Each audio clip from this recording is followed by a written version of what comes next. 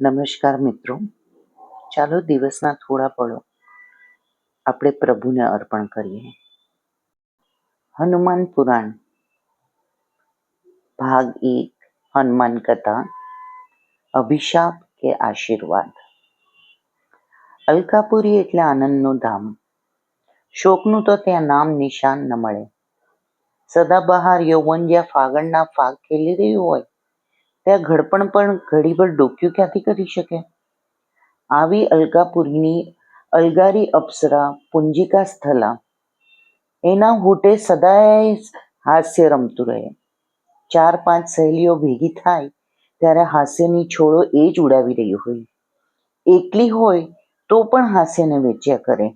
નાનામાં નાની વાતમાંથી પણ એ હાસ્ય મળી રહે. હાસ્ય ન હોય ત્યાંથી ઊભું કરી દે.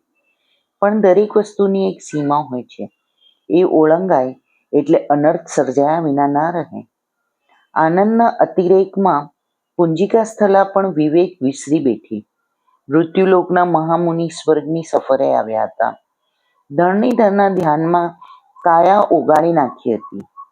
આત્માનું ઓજસ વધ્યું હતું. દેહની દીપ્તિ ઝંખવાઈ ગઈ હતી.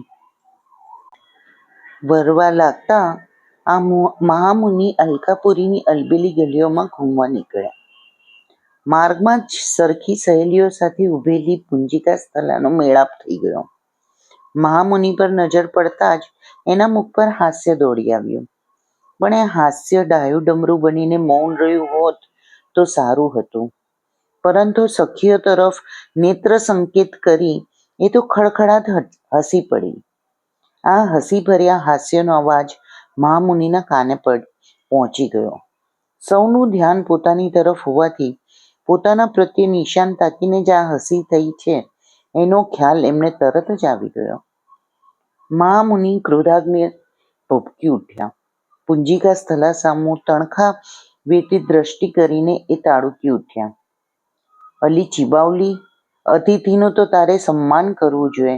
એના બદલે તું એમના કુરૂપની ઠઠ્ઠા ઉડાવી રહી છે. તારા રૂપનું બહુ ગુમાન આવી ગયું લાગે છે. તારો સ્વભાવ વાંદરી જેવો ચંચળ છે એટલે તું. પુંજિકા સ્થલા પરિસ્થિતિ પામી ગઈ. મહામુનિ શાપ ના આપી બેસે એટલે બંને હાથ જોડી મસ્તક નમાવી વચ્ચે જ બોલી ઉઠી, ક્ષમા કરો મહામુનિ.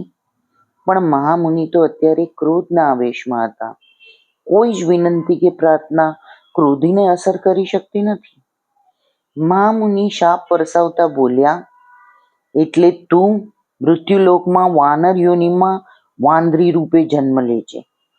ઋષિની શાપવાળી સાંભળી અપ્સરા તો પાંદડાની પેટે થરથર કાપવા લાગી. આ છલકાઈને આવેશ એનો ઉતરી ગયો હતો. ઋષિના ચરણોમાં ઢળી પડતા બોલી, પ્રભુ, મારો આ જ અપરાધ છે. આટલો મોટો દંડ આપીને કીડીના કોષનો દામ દઈ રહ્યા છો. ક્ષમા કરો મહારાજ, હવે ક્યારે પણ આવું વર્તન નહીં થાય. હે અભિમાની અપ્સરા, હવે પસ્તાવાનો કોઈ અર્થ જ નથી. પાણી વયા ગયા પછી પાળ બાંધવી નકામી છે. શાપનું પરિણામ તો ભોગવવું જ પડશે. મેં સ્વપ્ને અસત્યનો વિચાર કર્યો નથી. મશ્કરીમાં પણ કદી જૂઠું બોલ્યો નથી. વાંદરીનો અવતાર તો તારે ધારણ કરવો જ પડશે. પણ અઘટિત વર્તન બદલ તને ભારોભાર પસ્તાવો થઈ રહ્યો છે એ જોઈ રહ્યો છું. એટલે અભિશાપ સાથે એક આશીર્વાદ પણ આપું છું. તારી મરજી મુજબ તું માનવ રૂપ ફરી ધરી શકીશ.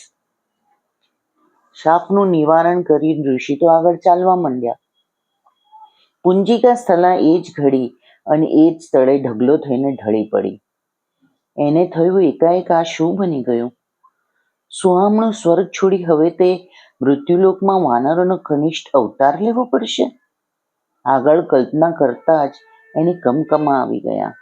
એ બેહોશ બની ગઈ. સહેલીઓ તેની શુશ્રૂષામાં પડી ગઈ.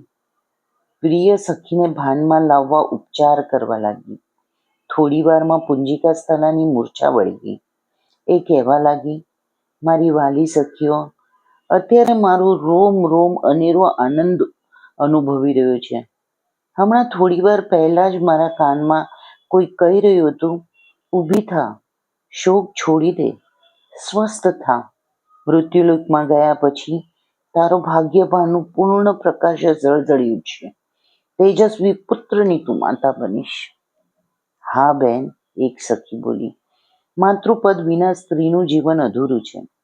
માતૃત્વની મીઠાશ માણીને સ્વર્ગમાં પાછી ફરેલી મેનકા પણ કહેતી હતી કે સંતાન સુખ તો સ્વર્ગ સુખ કરતાંય સોહામણું છે. મારા તેજસ્વી પુત્રની હું માતા બનીશ. ખરેખર મહામુનિએ મને અભિશાપ નહીં પણ આશીર્વાદ જ આપ્યો છે. અને તેજસ્વી ભાવિ પુત્રની યાદમાં એ ખોવાઈ ગઈ.